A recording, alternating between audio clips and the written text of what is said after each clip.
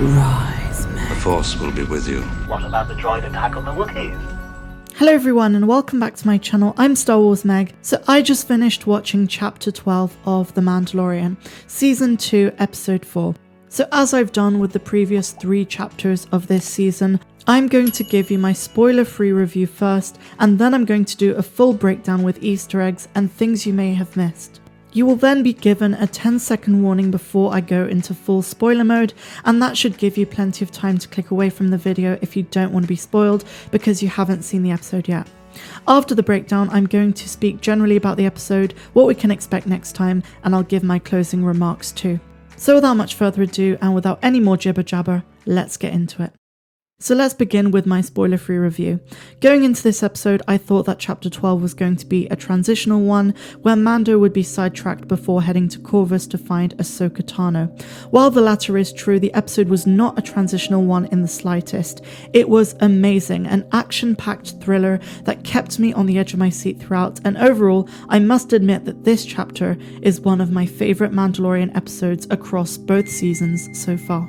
Carl Weathers is the man who directed this one, and as expected, he did a phenomenal job on and off screen as Greef Karga and as the director.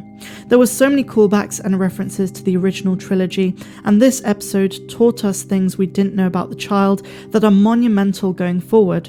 The theme of paternity and parenthood was maintained in this one, just like in the previous 3 episodes of the season, and as always, there's so much Baby Yoda cuteness to take in. I was so happy to also see previous allies such as Cara Dune and to go back to locations we saw in season 1. A truly awesome episode, and while it was just 40 minutes long, the pacing was absolutely spot on and nothing seemed cut short. I'm also going to repeat what I said of chapters 9 and 11. This is Star Wars at some of its finest. Okay, so that was my spoiler-free review and my thoughts, and now you have 10 seconds to turn away before I go into full breakdown mode.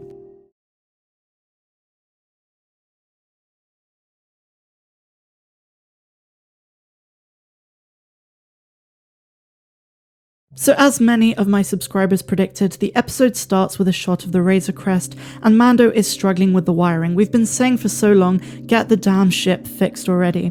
He then asks Baby Yoda to wire things correctly, but of course he's a child, and he wasn't able to do this. There's a lot of comedy in this scene, and what we hear Mando then tell Baby Yoda is, there's no way we're making it to Corvus in this shape. Mando then tells the child over some soup that they need to visit some old friends for repairs, and that they're headed towards Nevarro.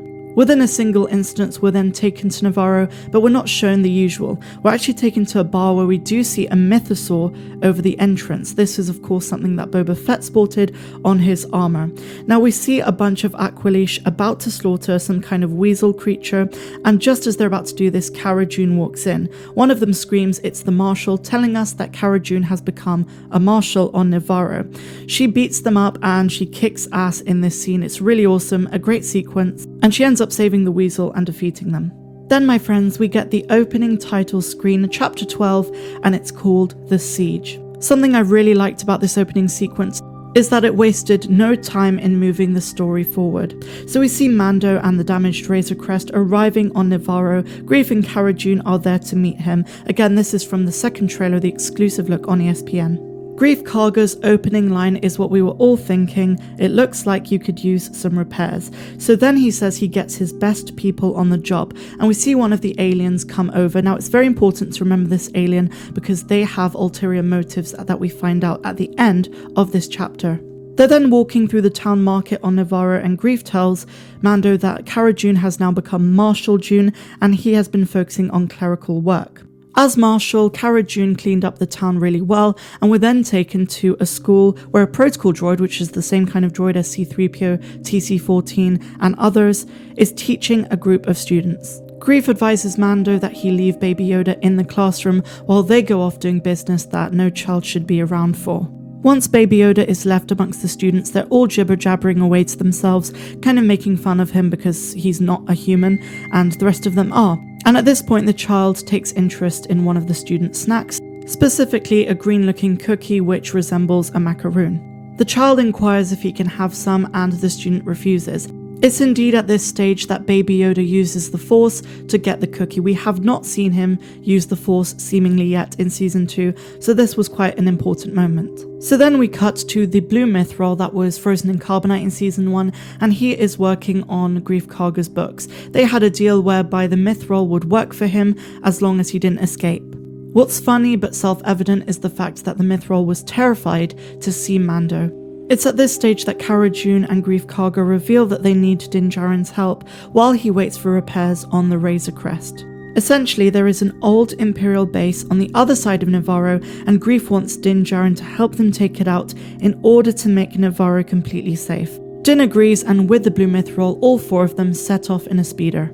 It seems like tricky business getting in, but once they are, the Mythrol points out a Trexler Marauder in mint condition. This is the one we do see in the trailer, and we do end up seeing later on in this episode. There were many varieties of Marauder, by the way, in Star Wars, especially during the New Republic era, but this one was rarer to come by after the defeat of the Empire. So Greef earlier explained to Mando that they need to overpower a reactor, and when they come to it, it's very obvious that it is almost identical to the tractor beam that Ben Kenobi shuts down in Star Wars Episode 4 A New Hope. Once the Mythrol takes care of it, they're aware of the fact that they don't have long. They rush through some hallways and shoot some Imperial officers. And then we get the biggest surprise and the biggest shock of probably this season so far. This Imperial base is not a military facility, but rather it's a laboratory. We see what looks like early Snoke clones that Palpatine used to return to life by Episode 9, The Rise of Skywalker. What adds to this is the fact that we even hear the music that resembles John Williams' piece from Revenge of the Sith called Palpatine's Teachings. When I saw this, I instantly thought of the relationship between cloning and the Mandalorian, and then it was even confirmed, because the Mythrol accidentally activates a hologram message from Dr. Pershing, who had the Camino badge on his suit in Season 1. He talks about progress of clones and states, sadly, the body rejected the blood. He says they doubt they'll find another body with a higher M count, or midichlorian count. Dr. Pershing then insists that they require access to the donor. He means the child. So needless to say, we learn so much in this monologue by Dr. Pershing. First of all, we learn that Baby Yoda, the child, is not a clone.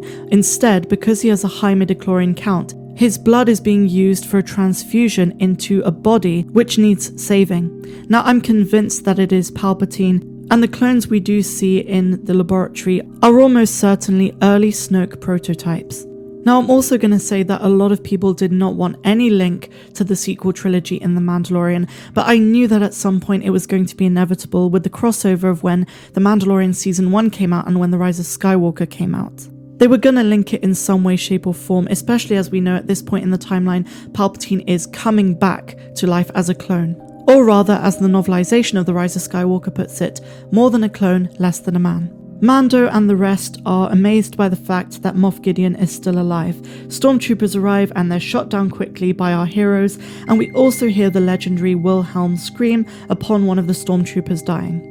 The closing sequences of this episode are really awesome and action-packed. Cara Dune fires up the Marauder we saw earlier, Greef and the Mythrol get in, and just as we saw in the Battle of Endor during Return of the Jedi, we see scout troopers go after them in an awesome, action-packed launch, and it reminded me a lot of Star Wars Battlefront. So Greef Karga seems very competent, and I get major Han Solo vibes. It really feels authentic to the original trilogy. Next, of course, we see TIE fighters come out to chase them as well, and Mando ends up being the hero with a new fixed Razor Crest. He swoops in and destroys them. On his way to get back the fixed Razor Crest, it also seems like he picked up Baby Yoda because we see the child with his new favourite snack. Once Mando says goodbye to Greef and Cara, we see the X-Wings on Nevarro from the New Republic that we saw in Chapter 10. At this stage, we see Carson Teva, who is the character we saw alongside Dave Filoni's character in Chapter 10, who is himself a New Republic fighter, and he's investigating what happened to the Imperial base. Greef Karga has Mando's back and obviously lies, and then Carson goes to pester Cara Dune and asks her about her home planet of Alderaan. We actually hear an alternate version of Leia's theme playing in the background, and obviously Cara Dune and Princess Leia were from the same planet, and they both lost a lot when Alderaan was destroyed by the Death Star. The episode ends on a cliffhanger. On an Imperial ship, a female officer communicates with the same alien that quote-unquote repaired the Razor Crest, but he planted a tracking device in the ship. When this is confirmed, we then see Moff Gideon, who asks the same officer about the asset, the child, and whether he's still in the possession of Mando or not. This is confirmed by the officer, and he says, "We will be ready." We then see what the Empire has been working on, or rather, what Moff Gideon has been working on, and was shown multiple cubicles that have Dark Trooper suits in them, and then the screen cuts to black and we get the credits. So let's talk about the Dark Troopers and why Moff Gideon might be working on a project with the Empire to bring them into the picture. So Dark Troopers were advanced battle droids and infantry exoskeletons that featured heavy plating that resembled the armor of a stormtrooper, powerful weapons, and jump packs for increased flexibility and tactical advantage. So in case you're not aware, before the Battle of Yavin, there was a project to bring stormtroopers into the Empire's image. And they used the same technology that they used to transform Anakin into Darth Vader. However, it was much more brutal. In fact, they used clone trooper veterans in a series of gruesome experiments to turn them into half cyborg, half humans. But as the Empire became less dependent on clone troopers, the project was shut down and abandoned. Years later, the Dark Trooper project was finally greenlit and was permitted to go ahead. The main goal was basically to create a new generation of stormtroopers that were much more powerful. You'll know a lot about them if you played Star Wars Battlefront or Battlefront 2, but we didn't see them in any of the 9 installments of the Skywalker saga, and I wonder how they will play into the role of the Empire as they transition later on into the First Order. What an incredible episode. I absolutely loved it, as I said in my review earlier, and I think it's very evident we're in for some major plot twists down the line now that we know that Snoke and Palpatine and him coming back to life, his relationship with Imperial officers and Moff Gideon. It's certain there will be parallels with the Skywalker saga, and that will overlap, and I think we're going to learn a lot more about the child, his identity, and how he fits in with all of this. So there you have it, guys. I really hope you enjoyed my video, and if you did, please make sure to give me a big fat thumbs up, subscribe to the channel if you're brand new, and I will see you next time. I'm Star Wars Meg.